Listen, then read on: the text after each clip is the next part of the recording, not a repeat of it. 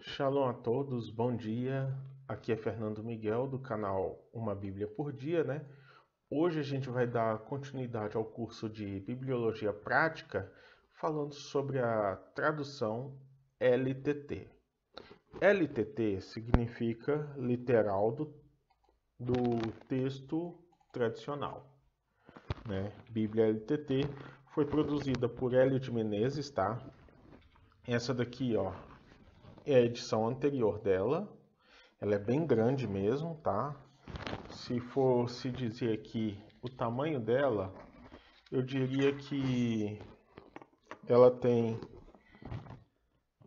cerca de 29 centímetros, né? Por 23. Ela teria 23 daqui a aqui e 29 daqui a aqui, tá? O que eu tenho a dizer sobre esse modelo de tradução? Vou ler aqui nesta Bíblia, Gênesis capítulo 1, versículo 1, né? E depois vou falar sobre o que eu acho dessa versão. Como, ó, a letra dela é bem miúda, né? Bem miúda mesmo. Então, para ler aqui, às vezes eu preciso do auxílio de uma lupa. E aqui está assim, ó. Gênesis 1, né? No princípio, Deus criou, entre parênteses, riscado aqui, a partir do nada, o céu e a terra. E a terra era sem forma e vazia, e havia, né, elevado aqui, como se fosse a potência, né? Você coloca 2 ao quadrado, ele está escrito naquela forma como se fosse quadrado. Havia, esse havia, né? Aí volta o texto normal. Trevas sobre a face do abismo. E o Espírito de Deus pairava, traçoadejava sobre a face das águas. E Deus disse, haja luz, e houve luz. Tá. Então, assim, ele fez aqui alguns acréscimos para melhor compreensão do texto, né? E nos estudos aqui que ele coloca, ele explica. Gênesis 1. Neste capítulo, vemos Deus criando o mundo material, a vida. Referimos-nos à alma animal e o homem, que tem espírito. Só Deus pode criar estas três coisas: matéria, corpo, vida, alma e espírito. Aliás, só Deus pode criar. Nunca o homem nem os anjos poderão criar espaço, tempo ou matéria, energia a partir do nada. Nunca criarão vida a partir de elementos químicos. Nunca criarão o espírito do homem a partir da vida animal. É totalmente impossível a menor evolução no sentido e em qualquer das etapas. Nada igual matéria inanimada igual a vida e vida igual a homem, né? Então, ele dá essa explicação aqui na nota de rodapé. Essa Bíblia LTT, a edição dela, deixa eu pegar aqui, se eu acho.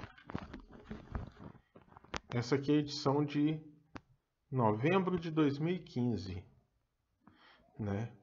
O Hélio de Menezes, ele é um teólogo, né, que traduziu do texto hebraico de uma forma muito literal, né? Por isso que ele colocou aquele a partir do nada, para dar uma ideia do verbo bará em hebraico. Bereshit bara Elohim et hashamayim ve'et haaretz. No princípio, criou Deus a partir do nada, né? Ou seja, esse bará é trazer à existência algo que não existe através de algo que nunca existiu. É a criação a partir do nada, literalmente. Você não tem nada e tempo depois já tem alguma coisa, né? Então, ele explica isso aqui, por isso que ele coloca a partir do nada. Essa tradução aqui, ela não é uma tradução de Bíblia, né, muito recomendada para quem está começando a estudar. Por quê? Porque ela é uma tradução bem literal mesmo, e ela mostra ali onde o texto ele é literal, onde não é, né? E vai mostrando ali esses parâmetros, fazendo uma tradução bem observando a gramática da língua original e não da língua receptora. Por isso que muitas vezes os textos aqui na LTT não fazem sentido para leigos, certo? E aí a gente tem um problema que ela se torna uma Bíblia de difícil compreensão do público geral. Então, assim, uma tradução literal do texto se tornaria muito incompreensível para nós, né? Visto que existem expressões idiomáticas, existem coisas assim que vão talvez nos prejudicar, né, na compreensão. Então, imagina assim, uma tradução do inglês, né? A pessoa te convida para sair, você fala no way, aí você vai e traduz não caminho, quando na verdade a pessoa está falando não, não quero não, de jeito nenhum, né? Não, tô afim não. Então, isso torna a compreensão muito mais difícil, né? Imagina, você convida para sair a pessoa não caminho, não faz sentido, né? Então, uma tradução dessa, ela só faz sentido para quem está estudando o hebraico, para quem lê o hebraico e vai fazer alguma análise, alguma pesquisa ali. Mas uma tradução literal mesmo, ela vai acabar sendo prejudicial a uma pessoa leiga. Por isso que não é uma Bíblia recomendada para leigos, né? A Bíblia LTT, ela teve uma idealização que essa daqui, ó, ela ficou super parecida com a Bíblia Almeida Corrigida Fiel, da Sociedade Bíblica Trinitariana, né? Então, essa Bíblia, ela tem aqui uma coisa que ela ficou bem parecida com a Trinitariana, que também serviu uma propaganda para essa Bíblia de versão Almeida, dizendo, olha, ela é a mais fiel do mercado. Mas o Hélio de Menezes fez esse trabalho de forma independente, né? Uma tradução independente, essa aqui. Vamos conferir aqui, ó, como ficou Gênesis capítulo 6 nela. Capítulo 6, versículo 6. Aqui, ó, diz assim: então o Senhor se arrependeu de ter feito homem sobre a terra e pesou-lhe em seu coração. O termo traduzido aqui, como nas Bíblias Almeidas, como arrependimento, foi corrigido apenas em uma Bíblia, que eu conheço até agora, né, que é a Dalet. E a Dalet colocou que Adonai se aborreceu. Ele ficou aborrecido, não arrependido. Então, a gente tendo uma análise de uma tradução extremamente literal, ela acaba perdendo todo o sentido. Ela não faz muito sentido. Se bem que nesse ponto ali ele não traduziu literalmente. E teve outros pontos também que eu observei que não houve uma tradução realmente literal, mas que a tradução ali, e bem como a interpretação dele, foi muito tendenciosa, né?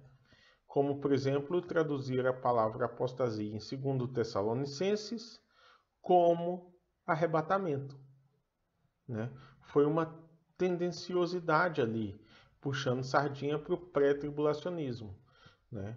E Bíblias anteriores a King James 1611, as poucas que existiam em inglês e outras línguas, não traduziam apostasia por arrebatamento, mas traduzia para um termo que significava rebelião. Como eu falei da expressão idiomática no way, eles tinham uma expressão que dava uma ideia de rebelião, né? Tipo live away, alguma coisa assim, né? que dava uma ideia assim, ó, o povo se rebelou. E aí eles se aproveitam desse negócio, leave, deixar, away, para lá, né? Então eles traduzem como arrebatamento, mas nunca foi arrebatamento em 2 Tessalonicenses, né? Então isso torna certos pontos da tradução um pouco tendenciosas, né? O tradutor ele tem que procurar fazer uma análise do texto e não é uma pesquisa de 5 minutos na internet que vai determinar como a tradução vai ser. O negócio tem que ser pesquisado na raiz, na profundidade mesmo, né? Inclusive eu tenho aqui alguns dicionários de grego que datam de séculos atrás, né? De mais de um século até, 150, 200 anos, que traduzem, por exemplo, apostasia como rebelião, né? E aí, assim, a LTT, apesar dela ser chamada de literal, ela teve pontos aqui que não houve, de fato, uma tradução, mas houve uma introdução de pensamento. Em pontos, ela foi parafraseada, né? Foi parafraseada. Só que, por volta de 2016, essa tradução ela desapareceu do mercado, ninguém estava achando mais. Quando foi recentemente, ano passado, mais precisamente, 2023, essa Bíblia ela foi relançada pela editora BV Books, né? Essa aqui, ó. É a mesma LTT, tá? Só que teve algumas diferenças de tradução, certo? Feita pelo L de Menezes, pela BV Books. Vou só conferir aqui, ó, o ano dela, tá? Ó.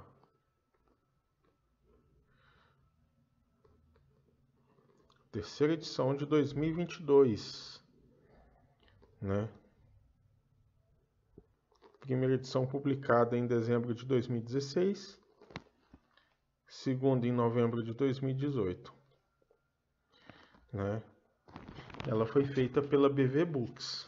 E aí, houve uma tradução aqui, né? Que eles explicaram aqui o porquê que foi traduzida. E lembrando o seguinte, né?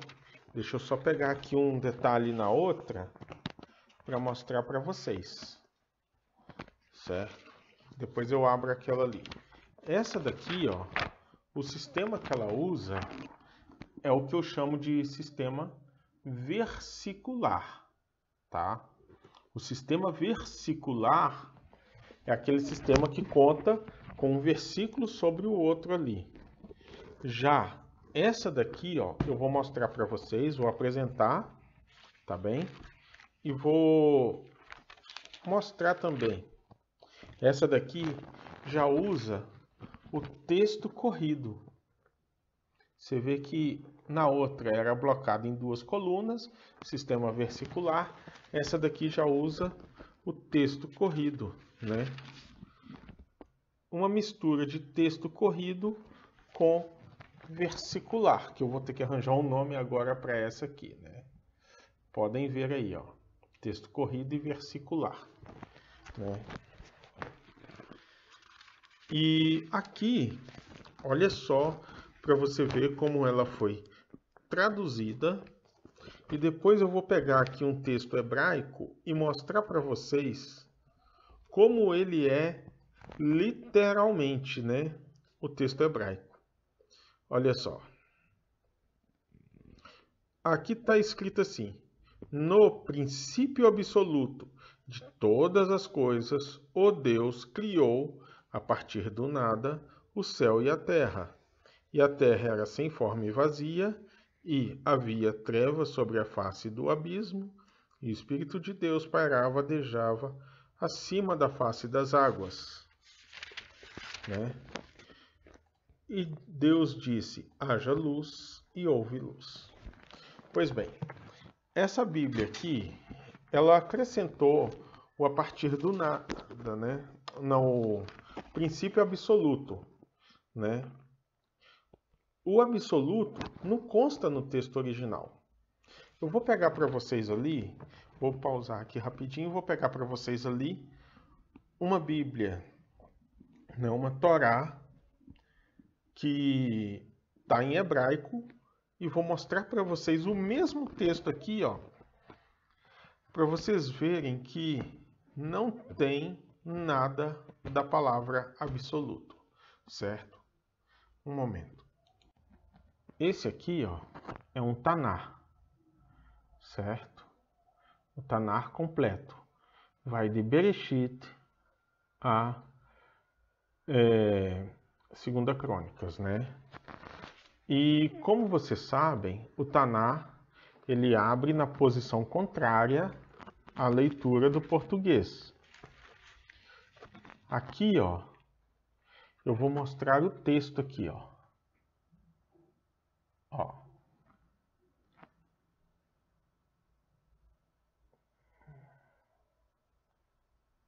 Aqui tá.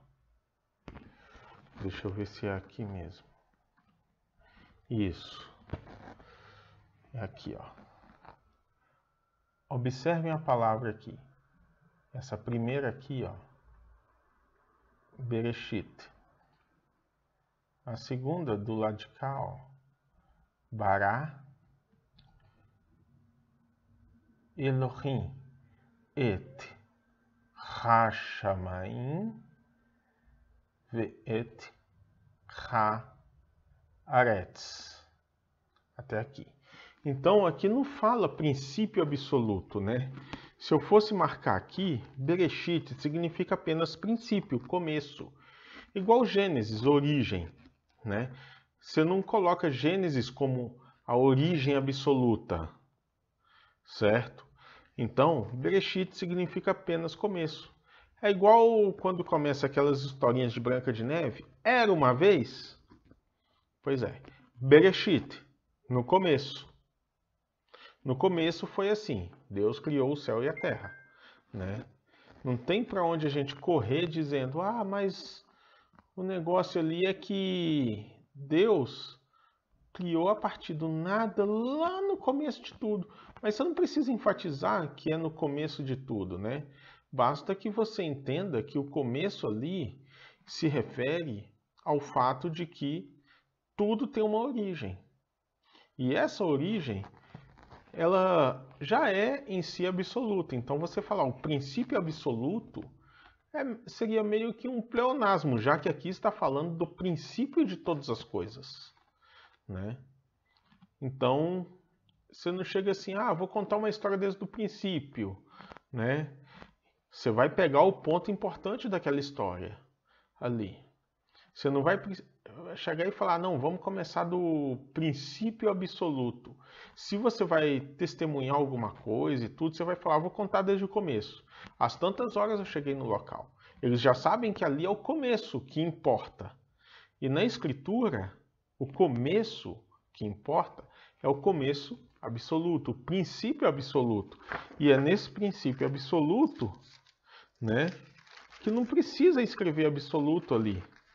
Podem ver aqui, ó, que a tradução desse texto, literalmente aqui, ó, tá no princípio, não acrescentou aqui de forma nenhuma o absoluto. E olha que essa tradução em português, deixa eu ver aqui, né? Aqui, ó, e tradução baseada no hebraico e à luz do Talmud e das escrituras judaicas. Ou seja, não é nenhuma tradução Almeida, né? Que você poderia falar, não, isso aqui foi tendencioso, né? Não foi, porque não é uma tradução Almeida, né? E por não ser uma Almeida, né, acaba que esse texto, né, ele não é um texto que tem a tendência do tradutor, né? Não é um texto tendencioso. Então, quando você acrescenta termos na escritura que não estão lá, lembrando que esses termos, eu digo assim, o acréscimo não seria um acréscimo gramatical. Como ele fala aqui, ó,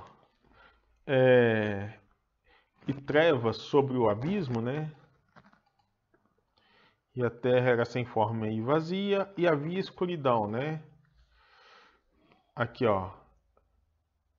Verharetz, Tohu,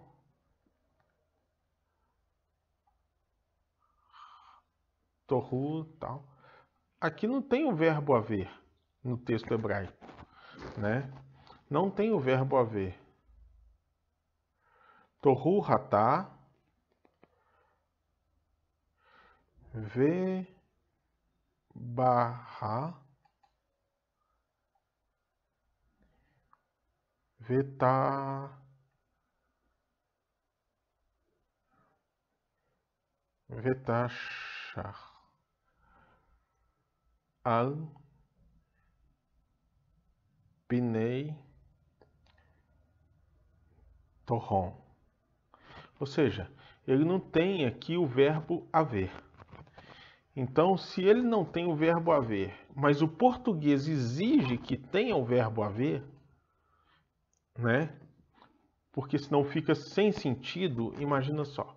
No princípio, ao criar Deus os céus e a terra era sem forma e vazia, e escuridão sobre escuridão, né? Ou seja, ficaria meio sem sentido. E escuridão sobre a face do abismo. Então, para dar a ideia de que havia escuridão, na questão da gramática portuguesa acrescenta-se o havia, né? Acrescenta-se o havia. E aí faz a questão gramatical. Agora, no princípio, ao criar os céus e a terra, ele já não tem aquela necessidade de acrescentar ali uma palavra para dar o sentido. Então, por isso que a LTT antiga, ela tem uma tradução um pouco mais fiel do que a LTT atual, certo? Porque o texto hebraico ele não apresenta essa possibilidade. Então, a tradução da LTT mais atual que nós temos, ela é uma tradução que beira ela meio que flerta um pouco com a paráfrase em certos pontos. E ali há uma pequena distorção das escrituras, né? Ela flerta um pouco com paráfrases. E esse problema de fazer esse flerte, né, com as paráfrases mostra que o texto ele não tem uma tradução fiel de fato. Porque se fosse de fato traduzir uma Bíblia literalmente, ela não faria nenhum sentido com o texto em português. Não faria sentido, né? Se você fosse levar em conta ali tudo literalmente como é, traduzindo expressões idiomáticas de forma literal, traduzindo textos figurativos de forma literal, né? Imagina o seguinte, no português a gente tem a expressão, vamos imaginar aqui, pego com a boca na botija, né? Aí você vai pegar essa expressão e traduzir para o inglês, botija, né? Aí você vai traduzir para o inglês, take with the mouth on the cylinder. Não faz sentido, né? Ou para o italiano, né?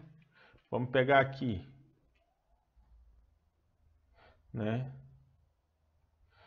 O italiano. Preso con la bocca nel cilindro, né?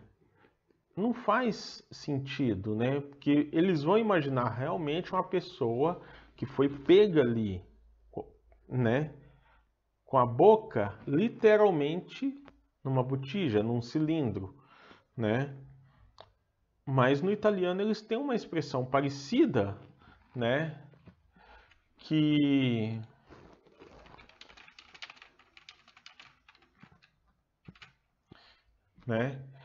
seria colto in flagrante. Então, a gente analisando, não tem como você fazer uma tradução literal de fato. Porque existem muitas expressões, existem muitas palavras que o sentido delas muda completamente na língua quando se fala e muda completamente quando se traduz, né? Então, usando uma expressão literalmente, você não vai conseguir passar a mensagem de fato do texto. E esse é que gera o problema, né? Então, a LTT é uma tradução literal quando convém a literalidade. E ela é uma tradução mais maleável quando convém uma expressão ali, né?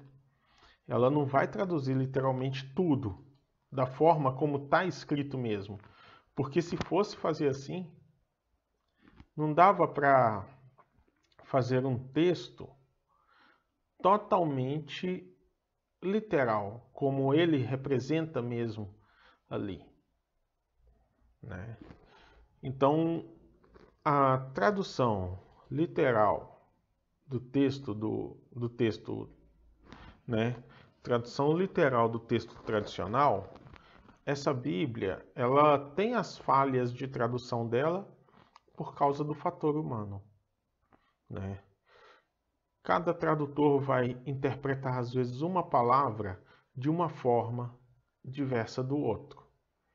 Por exemplo, uns vão traduzir Beit como casa, outros morada, habitação, lugar, né? Bait, casa, como morada, lugar. E assim, né? O texto talvez até modifique o sentido. Então, não tem como você chegar e falar que a tradução é literal. Ela pode ser literal, mas ela não vai ser 100% fiel. Nenhuma tradução é. E esse problema tem que ser trabalhado porque muitas Bíblias tratam certos pontos ali e acabam gerando as famosas contradições, que muitos grupos aí, ateus ou até mesmo cristãos, se aproveitam dessas contradições de tradução para poder dizer, tá vendo? A Bíblia não é confiável.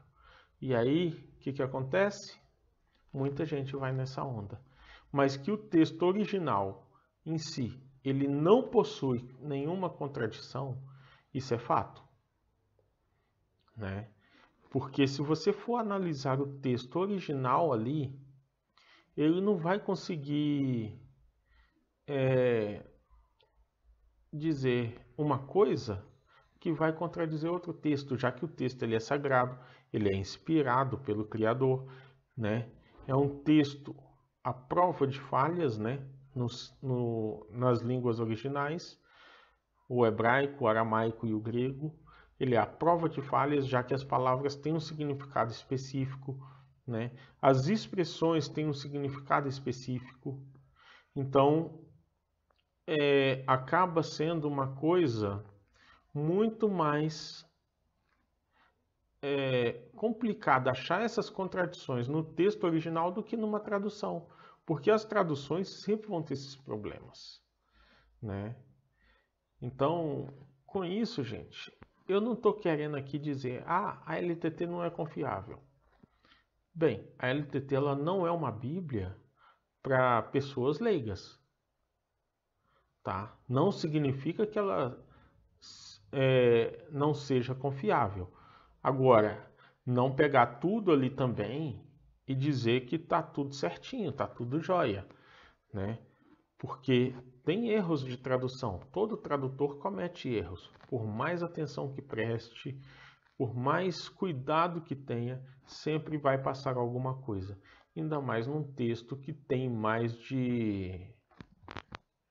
Deixa eu ver aqui. 31 mil versículos e 800 mil palavras, né? Aqui, ó.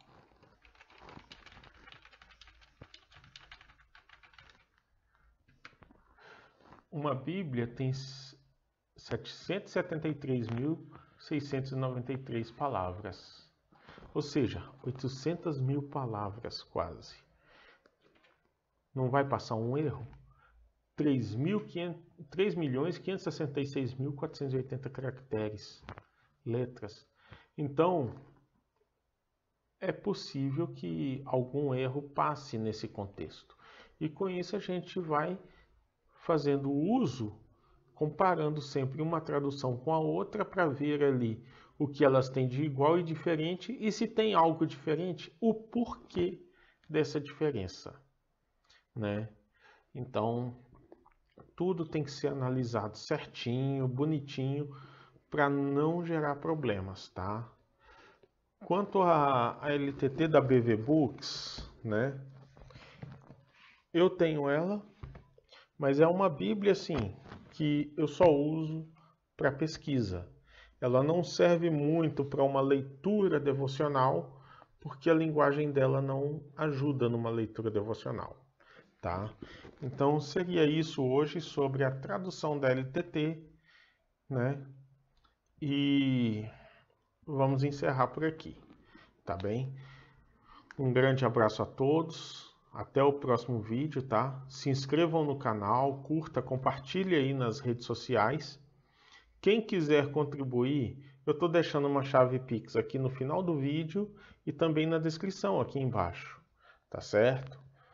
Aí contribua com qualquer valor, de 1 centavo ao tanto que o Criador tocar em seu coração, tá? E esses valores serão usados para melhoria de equipamentos, né, aquisição de novas Bíblias, até mesmo para poder melhorar este trabalho aqui, tá bem? Então, até mais, gente. Um abraço a todos aí. Shalom.